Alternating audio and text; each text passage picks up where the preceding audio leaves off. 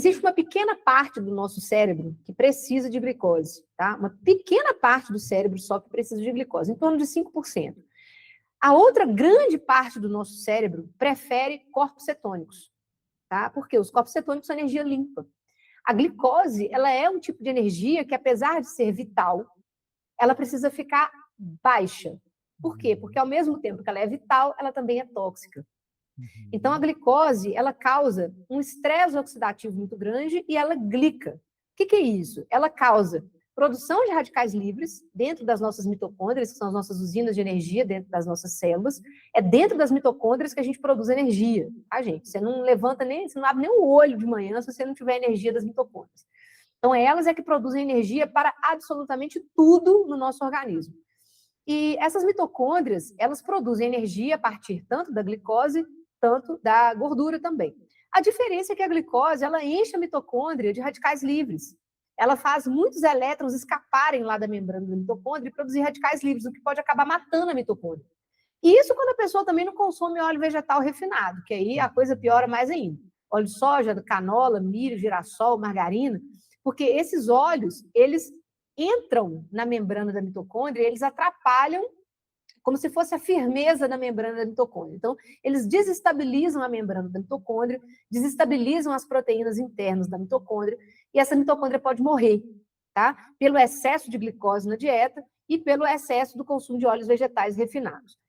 Então, o nosso cérebro também sofre com isso. O nosso cérebro tem mitocôndrias, o nosso cérebro tem várias células lá dentro que dependem de energia limpa. E quando a gente fica consumindo muito carboidrato, muita glicose na dieta, a gente fica tendo pico de glicose o dia inteiro, a gente começa a encher o nosso organismo, inclusive o cérebro, de estresse oxidativo, de lixo metabólico, que é produzido a partir do consumo de glicose.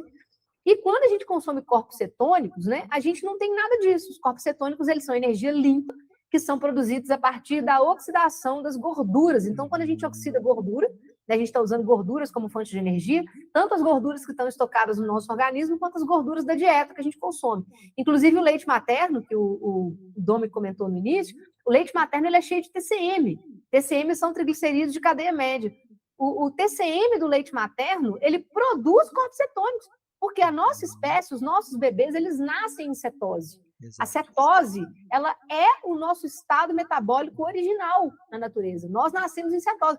E a gente só sai da cetose quando a gente consome muito carboidrato, né? Ou então quando a gente consome muita carne. Se a gente consumir uma quantidade de carne absurda, a gente pode sair da cetose, mas depois a gente volta.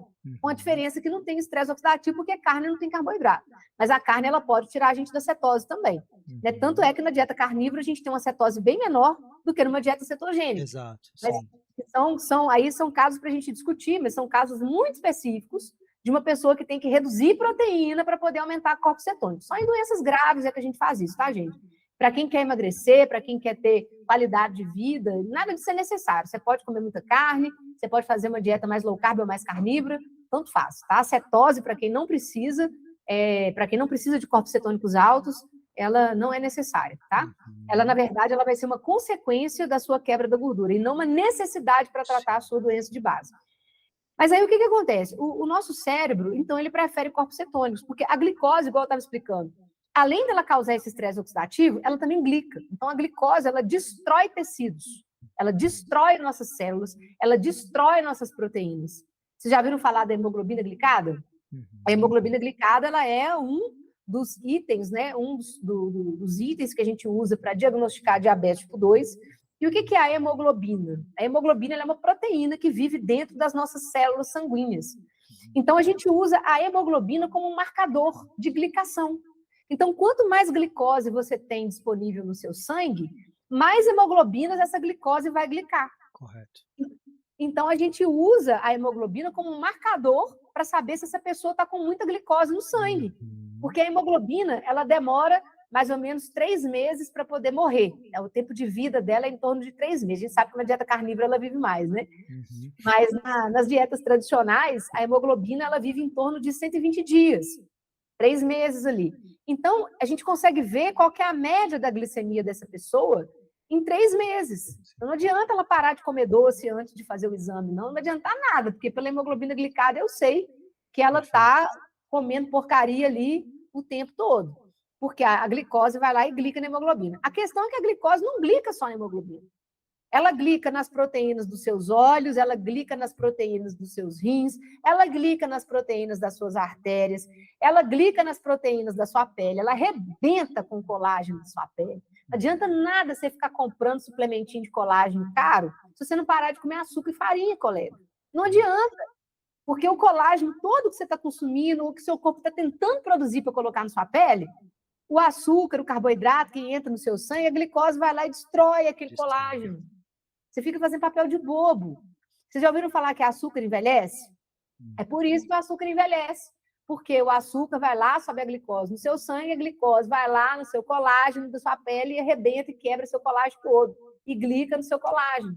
Por que vocês acham que os diabéticos eles vão ficando com problemas renais? Os diabéticos, a maioria deles vão ter problemas renais, vão para hemodiálise.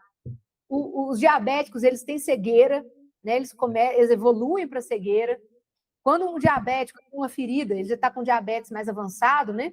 Ele tem uma ferida no pé, no braço, em qualquer lugar. Essa ferida ela tem dificuldade para fechar, para cicatrizar. É aí que começa a amputação de dedo, começa a amputação de pés. Gente, é um negócio horroroso. Qualquer hospital público que a gente vai hoje, a quantidade de gente internada com amputação de membros, por causa do diabetes, né? Você vai em qualquer setor de hemodiálise aí, tudo cheio de gente, lotado de gente fazendo hemodiálise por causa do diabetes. Fora aqui também, né, MV, aprendendo com as suas lives, desde sempre, né? Arrebenta com a microbiota intestinal, destrói célula branca, e por aí vai. É um monte de. Você tá com uma camisa branca, eu sempre digo: veja o poder de açúcar. Se um dia um pano de chão branco na sua casa você quer lavar, faz um teste, pega açúcar, coloca numa vasilha e joga água quente. Vai ficar branquinha, igual a roupa da MV. E é aquilo que está indo para o teu intestino. É um absurdo, né? Vocês já viram quando quando era pequena, eu adorava fazer pirulito. Eu colocava o açúcar, né, na panela, colocava a água lá e o açúcar, com o calor, né, ele vira pirulito, ele carameliza. Aquilo ali chama reação de Maillard. E no nosso organismo acontece exatamente a mesma coisa. Nós temos reação de Maillard. Então, o açúcar, ele vira um caramelo no nosso sangue, né, e ele sai glicando as proteínas. Porque a reação de Maillard, o que é a reação de Maillard? É o açúcar, né, a glicose, com proteína e calor. Então, no nosso organismo, o que a gente mais tem aqui no nosso organismo? Proteína e gordura. Nós somos feitos de proteína e gordura, basicamente, né? Perfeito. Água, proteína e gordura. Então, quando a glicose ela entra, né, que ela sobe no nosso sangue, ela vai achar um sangue cheio de proteína ali. O nosso sangue é lotado de proteína, né? No nosso organismo, nos nossos tecidos, nós somos todos feitos de proteína.